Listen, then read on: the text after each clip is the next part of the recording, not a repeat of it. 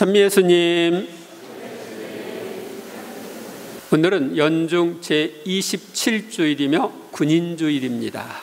그래서 오늘 2차 헌금은 군종격으로 보내져서 군인들 사목에 쓰여질 것입니다. 오늘의 독서와 복음에는 포도에 관한 이야기가 나옵니다. 중동 지역과 지중해 연안에 있어서 포도나무는 생명의 상징이었습니다. 그래서 사람들은 영생을 기원하는 뜻으로 죽은 사람의 무덤 안에 포도나무를 그리기도 하였습니다. 그리고 예수님께서는 최후의 만찬 때 포도주를 당신 피로 축성하여 영생의 음료로 삼으셨습니다. 오늘의 독서와 복음에는 구세사의 요약이 들어 있습니다. 첫째로 오늘의 제1독서에는 요약된 이스라엘 역사가 담겨 있습니다. 내 친구를 위하여 나는 노래하리라. 내 애인이 자기 포도밭을 두고 부른 노래를. 내 친구에게는 기름진 산등성이의 포도밭이 하나 있었네. 여기 내 친구라고 표현된 포도밭 주인은 하느님이고 포도밭은 이스라엘 백성을 가리킵니다. 그 포도밭이 기름진 산등성이에 있었다는 것은 아주 좋은 땅인 이스라엘 땅에 있었다는 뜻입니다. 땅을 일구고 돌을 골라내어 좋은 포도나무를 심었네. 그 가운데 탑을 세우고 포도확도 만들었네. 포도확은 포도주를 짜는 곳이에요.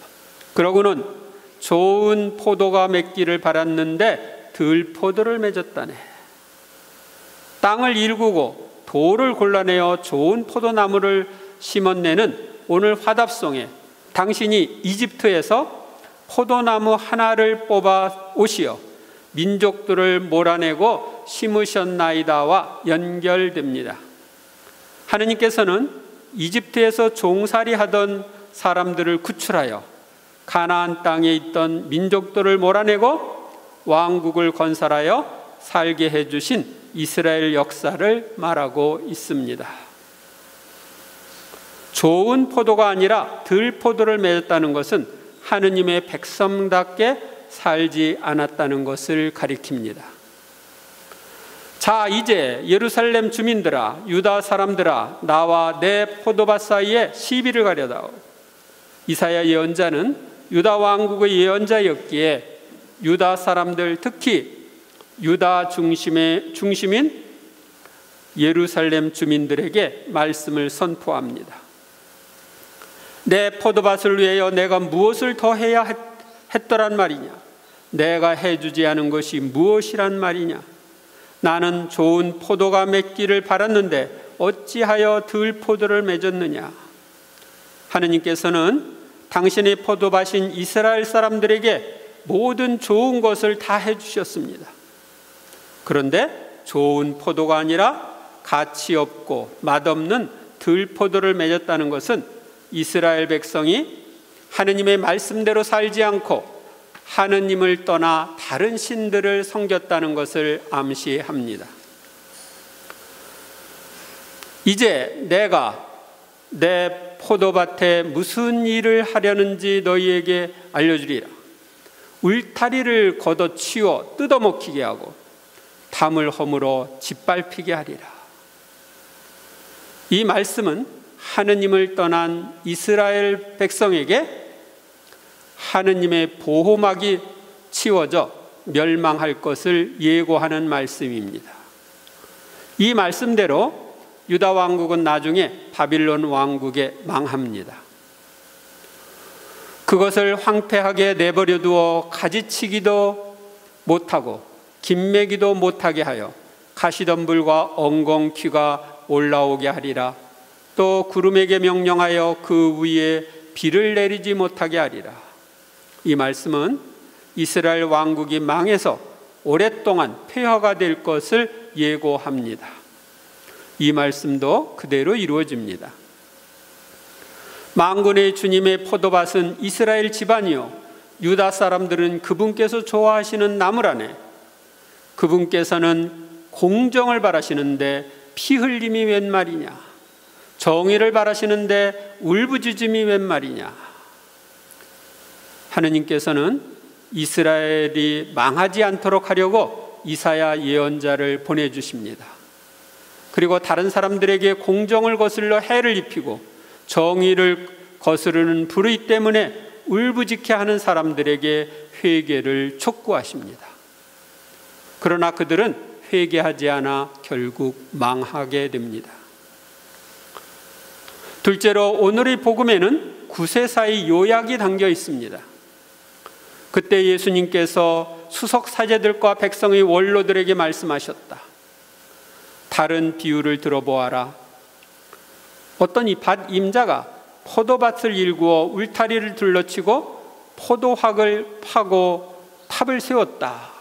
그리고 소작인들에게 내주고 멀리 떠났다. 여기서 소작인들은 수석 사제들과 백성의 원로 같은 이스라엘 백성의 지도자들을 가리킵니다. 포도철이 가까워지자 그는 자기 몫의 소출을 받아오라고 소작인들에게 종들을 보냈다. 밭 임자가 소작인들에게 첫 번째 보낸 종들은 하느님께서 이스라엘 역사에서 보낸 전기 예언자들을 가리킵니다. 그런데 소작인들은 그들을 붙잡아 하나는 매질하고 하나는 죽이고 하나는 돌을 던져 죽이기까지 하였다.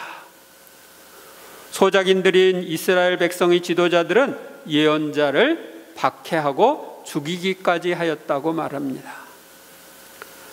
주인이 다시 처음보다 더 많은 종을 보냈지만 소작인들은 그들에게도 같은 짓을 하였다. 주인이 처음보다 더 많이 보낸 종은 하느님께서 보내신 후기 예언자들을 가리킵니다. 이스라엘 지도자들은 그 예언자들도 박해하고 죽였습니다. 주인은 마침내 내 아들이야 존중해주겠지 하며 그들에게 아들을 보냈다. 주인이 마지막으로 보낸 아들은 하느님의 외아들 예수 그리스도이십니다. 그러나 소작인들은 아들을 보자 저자가 상속자다. 자, 저자를 죽여버리고 우리가 그의 상속재산을 차지하자 하고 저희끼리 말하면서 그를 붙잡아 포도밭 밖으로 던져 죽여버렸다. 이는 수석 사제들과 백성의 원로 같은 이스라엘 지도자들이 예수님을 붙잡아 죽일 것을 암시합니다. 포도밭 밖으로 던져 죽인다는 것은 예루살렘 성 밖에 있는 골고타 언덕에서 죽일 것을 암시합니다. 그러니 포도밭 주인이 와서 그 소작인들을 어떻게 하겠느냐?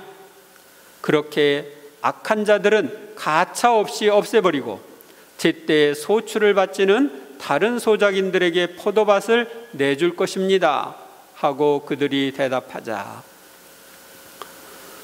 예수님께서는 예수님을 죽인 사람들과 예루살렘이 멸망하고 다른 사람들에게 하느님의 포도밭이 넘어갈 것을 예고하십니다. 이 말씀대로 나중에 예루살렘은 망하게 되고 거기에 있었던 이스라엘 사람들은 전부 다 팔레스티나 바깥으로 쫓겨납니다. 예수님께서 그들에게 말씀하셨다. 너희는 성경에서 이 말씀을 읽어본 적이 없느냐? 집 짓는 이들이 내버린 돌, 그 돌이 모퉁이의 머릿돌이 되었네. 이는 주님께서 이루신 일, 우리 눈에 놀랍기만 하네. 여기 집 짓는 이들이 내버린 돌은 이스라엘 지도자들에게 버림받은 예수님을 가리킵니다. 그 돌이 모퉁이의 머릿돌이 되었네는 예수님께서 구원될 백성들로 이루어질 새로운 이스라엘인 교회라는 집의 기초가 되는 돌이 될 것을 예고합니다. 신학교에서 있었던 일입니다. 어떤 신학생이 쫓겨났습니다. 신학교는 자기가 그만두고 싶어도 그만둘 수도 있고 이렇게 봐서 얘는 안 되겠다 하면은 쫓겨내기도 합니다. 그런데 한국에서는 한 신학교에서 쫓겨나면 다른 신학교에 갈 수가 없습니다. 다른 신학교에서도 안 받아줍니다. 그래서 이 쫓겨난 신학생은 외국으로 갔습니다. 외국으로 가서 열심히 공부하고 잘 생활해서 사제가 됐습니다. 사제가 된 다음에 잠시 휴가를 달라고 요청을 해서 장상한테 휴가를 얻은 다음에 한국에 왔습니다. 한국에 와서 자기를 쫓아낸 학장 신부님을 찾아갔습니다. 신학교 학장 신부님을 딱 찾아가가지고 자기 노만 칼날을 탁 그렇게 보여주면서 집 짓는 이들이 내버린 돌 모퉁이의 머릿돌이 되었네, 이렇게 말했습니다. 그랬더니 학장 신부님이 물끄러미 이렇게 바라보면서 주님께서 이루신 일 놀랍기만 하네 하고 대답을 했답니다. 다른 데서 버림을 받았어도 또 다른 데서 쓰시는 분이 하느님이십니다.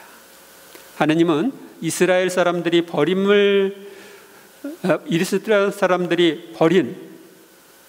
예수님, 그분이 모퉁이의 머릿돌이 되게 하셨습니다. 그러므로 내가 너희에게 말한다. 하느님께서는 너희에게서 하느님의 나라를 빼앗아 그 소출을 내는 민족들에게 주실 것이다. 그동안은 하느님께서 다스리는 나라가 이스라엘 민족이었는데 하느님의 아들까지 죽임으로써 하느님의 나라가 소출을 잘 내는 다른 민족에게 돌아갈 것을 예고하십니다. 그리하여 지금은 이스라엘 민족 대신에 예수님을 구세주로 믿고 따르는 민족들이 하느님의 나라를 차지하게 되었습니다. 셋째로, 오늘의 제2 독서는 소출을 잘 내는 삶이 어떤 것인지를 알려줍니다. 형제 여러분, 아무것도 걱정하지 마십시오. 어떤 경우에든 감사하는 마음으로 기도하고 간구하며 여러분의 소원을 하느님께 아뢰십시오. 예수님을 자신의 구원자로 믿고 받아들여 하느님의 나라에 속한 백성이 된 우리는 모든 것을 하느님께 맡겼으므로 걱정하지 말고 우리를 구원해 주신 것에 감사하는 마음으로 살아야 합니다. 그리고 소원이 있으면 하느님께 말씀드려야 합니다. 이것이 하느님과 함께 사는 삶이고 하느님께서 바라시는 소출입니다. 그러면 사람의 모든 이해를 뛰어넘는 하느님의 평화가 여러분의 마음과 생각을 그리스도 예수님 안에서 지켜줄 것입니다. 모든 이해를 뛰어넘는 하느님의 평화란 세상 풍파 속에서도 유지되는 평화를 의미합니다. 이 세상에서는 아무 사고가 없을 때, 아무 문제가 없을 때 평화롭다고 얘기합니다. 그런데 하느님께서 우리에게 주시는 평화는 이러저런 문제가 있어도 평화로운 것입니다. 마치 우리의 순교자들이 박해를 받을 때도 나중에 목이 잘려나갈 때도 유지했던 그런 평화 말입니다. 이런 평화가 우리의 마음과 생각이 있다는 것은 평화의 하느님과 예수님께서 우리와 함께 계심을 의미합니다. 세상 것들이 막 이렇게 저렇게 흔들리고 어려움이 있고 그럴 때도 우리는 하느님을 믿고 있기에, 하느님과 함께 있기에 참 평화를 누리며 살아야 합니다. 끝으로 형제 여러분, 참된 것과 고귀한 것과 의로운 것과 정결한 것과 사랑스러운 것과 영예로운 것은 무엇이든지, 또 덕이 되는 것과 칭송받는 것은 무엇이든지 다 마음에 간직하십시오. 온갖 좋은 것을 마음에 간직하고 사는 것은 하느님께 소출을 잘 바치는 표시이고 하느님의 자녀임을 나타내는 표시입니다. 그리고 나에게서 배우고 받고 듣고 본 것을 그대로 실천하십시오. 그러면 평화의 하느님께서 여러분과 함께 계실 것입니다. 저도 저희 수호 성인인 바오로 사도처럼 여러분에게 이런 말씀을 나에게서 배우고 받고 듣고 본 것을 그대로 실천하십시오 하는 이 말씀을 자신 있게 드리는 그런 사제가 되고 싶습니다. 구약의 이스라엘 백성들은 이집트 노예살이에서 구원, 하느님의 백성이 되는 영광, 40년 동안 먹여주신 만나, 젖과 꿀이 흐르는 가나안 땅 등 하느님께로부터 엄청난 은혜를 받았습니다. 그런데 하느님의 말씀대로 살지 않고 하느님께서 보내주신 예언자들을 박해했습니다. 그리고 마지막에는 하느님께서 보내주신 외아들까지도 메시아로 받아들이지 않고 죽였습니다. 그 결과 망하여 여러 곳으로 흩어졌으며 하느님의 나라를 잃어버렸습니다. 오늘의 독서와 복음에 나오는 구세사가 주는 교훈은 우리가 하느님의 말씀대로 살지 않으면 망한다는 것입니다. 우리는 예수님을 메시아로, 구원자로 받아들여 하느님의 나라를 차지하였습니다.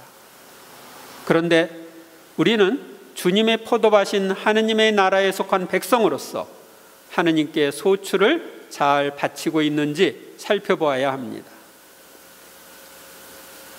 우리는 아무것도 걱정하지 말고 감사하는 마음으로 기도하며 살아야 합니다. 내가 그렇게 하고 있나요? 늘 평화롭게 살며 온갖 나쁜 것들을 마음에서 몰아내고 온갖 좋은 것들을 마음에 간직하고 살아야 합니다. 이것이 하느님께 좋은 소출을 잘 바치는 방법이고 하느님의 자녀답게 사는 방법입니다. 이번 한 주간도 이런 삶을 살도록 힘쓰는 한 주간이 되시기 바랍니다. 감사합니다.